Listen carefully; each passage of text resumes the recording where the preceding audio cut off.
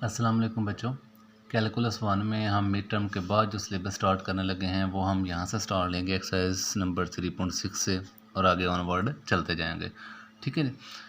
Mid के बाद का जो सिलेबस है वो आपका डेरिवेटिव्स द चेन रूल से ही स्टार्ट होता है। तो ये एक्सरसाइज जो 3.6 है ये चेन रूल वाली है।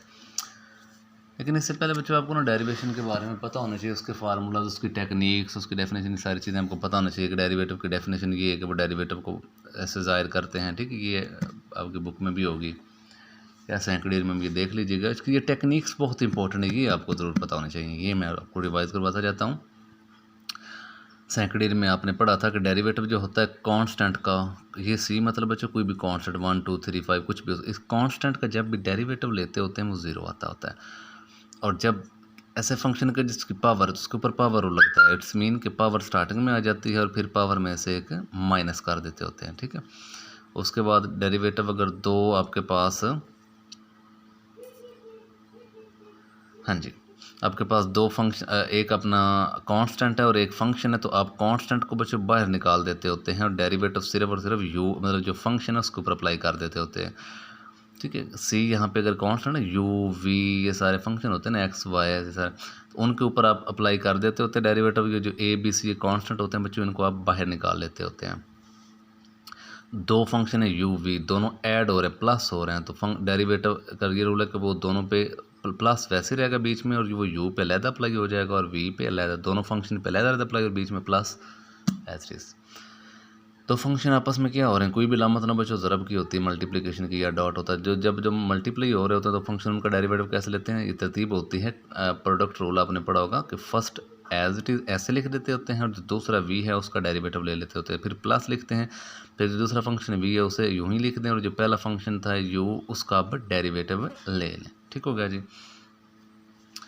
उसके बाद ये आपके पास 6 वाला रूल, इसमें क्या है, मतलब कि नंबर 6 पे रूल लिखा हुआ कि दो फंक्शन आपस में डिवाइड हो रहे हैं, तो उसका बच्चों रूल होता है क्वोशिएंट रूल, इसको कहते होते हैं क्वोशिएंट रूल के नीचे वाले का स्क्वायर, फिर नीचे वाला फंक्शन ऐसे लिखते हैं और डेरिवेटिव ले लेते हैं ऊपर वाले फंक्शन का, माइनस फिर ऊपर वाला फंक्शन ऐसे लिख लेते होते हैं और डेरिवेटिव ले लेते होते हैं नीचे वाले फंक्शन का। ठीक है, ये आप एक बार ध्यान से देख लीजिएगा वीडियो को स्टॉप कर करके भी। ठीक है, डेरिवेटिव एक्सपोनेंशियल का ई की पावर कुछ भी होता है ना, ये जब पावर में वेरिएबल हो ना, एक्स वगैरह जो होता है ना, ये पावर में हो ना, एक्स या वाई ये पावर में चले जाए उसे फिर एक्सपोनेंशियल फंक्शन कहते होते हैं। ऐसे फंक्शन का डेरिवेटिव कैसे, ई की पावर का डेरिवेटिव क्या होता है कि वो एज इट इज़ वही आता है, जो ई की पावर एक्स उसका डेरिवेटिव वही आएगा। हाँ, फर्दर जो आगे होता है ना एक्स उसका डेरिवेटिव, जैसे कि ई पावर एक्स का डेरिवेटिव वही आएगा और आगे फर्दर डेरिवेटिव ले लें किसका, उसकी पावर का, उसकी पावर क्या है एक्स, उसका फर्दर ई की पावर एक्स ऐसे ही लिखने और फर्दर आगे जो उसकी पावर एक्स है उसका डेरिवेटिव लिया डी ओवर डी एक्स किसका, उसकी पावर एक्स का, तो वो जैसे डेरिवेटिव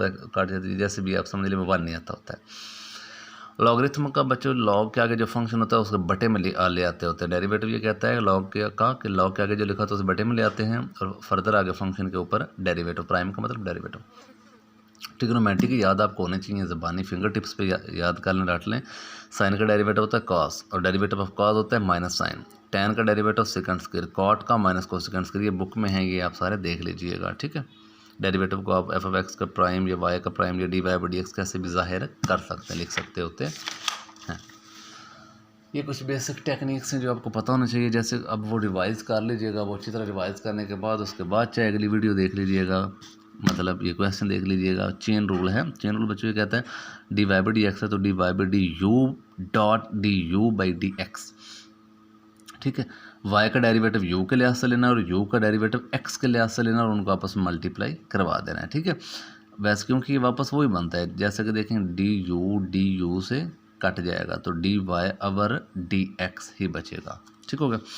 अब जैसे क्वेश्चन नंबर 1 to 8 है वहाँ पे कि वाई दिया हुआ है यू दिया हुआ है, अब वाई का डेरिवेटिव आपने किसके लिहाज से बच लेना है, यू के लिहाज से।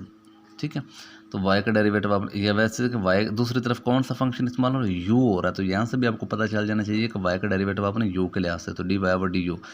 कांस्टेंट का बच्चों मैंने बताया कि रूल क्या कहता है कि कांस्टेंट का जो डेरिवेटिव है वो क्या होता है, कांस्टेंट कोई भी नंबर उसका डेरिवेटिव ज़ीरो होता है। ठीक है, कांस्टेंट कोई भी नंबर उसका डेरिवेटिव है ज़ीरो, तो ये भी कांस्टेंट है यहाँ पे, तो इसका तो ज़ीरो हो गया, वो छोड़ गया, सिर्फ इसका डेरिवेटिव लेना पड़ेगा। तो 6 कांस्टेंट है उसे बाहर निकाल लें, जब कांस्टेंट और फंक्शन दोनों मल्टीपल हो रहे हों तो आपके पास रूल नंबर ज़रा देखिएगा, थर्ड वाला कि कांस्टेंट को फिर बाहर और फंक्शन का सिर्फ डेरिवेटिव ले लेते होते हैं। तो ये कांस्टेंट 6 है, उससे बाहर निकालना सिर्फ डेरिवेटिव फंक्शन का। तो u का डेरिवेटिव जब बच्चों u के लिहाज से लेते होते हैं 1 आता होता है। तो 1 × 6 6, जिसका डेरिवेटिव उसी के लिहाज से लें 1 आता है। जैसे कि dx/dx वो 1 आ जाता है, du/du तो वो भी 1 आ जाता होता है। ठीक है, इस तरह। अब दूसरी तरफ u का डेरिवेटिव आपने किसके लिहाज से लेना है, u का x के लिहाज से। और यहाँ ये भी पता चल जाना चाहिए कि दूसरी तरफ वेरिएबल है x, तो u का डेरिवेटिव x के लिहाज से। ये बच्चों कांस्टेंट है, उसे ऐसे लेना है सिर्फ वेरिएबल का डेरिवेटिव। तो पावर शुरू में, पावर में से एक कम करें तो वो 3 रह जाता है। तो 2 1 टाइम 2 2 टाइम ये काट जाएगा, क्योंकि मल्टीपल है ना, बीच में डॉट तो है। 2 2 टाइम तो वो 2 और x की पावर 3। अब ये इन दोनों को क्या करना है बच्चों, मल्टीप्लाई। dy/du मल्टीप्लाई बाय इसको उल्ट करके, हाँ सॉरी, इस तरह du/dx, ठीक होगा। तो ये मल्टीप्लाई आपने करना है, इस डेरिवेटिव dy/du वाले को लिखना है, मल्टीप्लाई बाय du/dx जो है इसको लिखना है।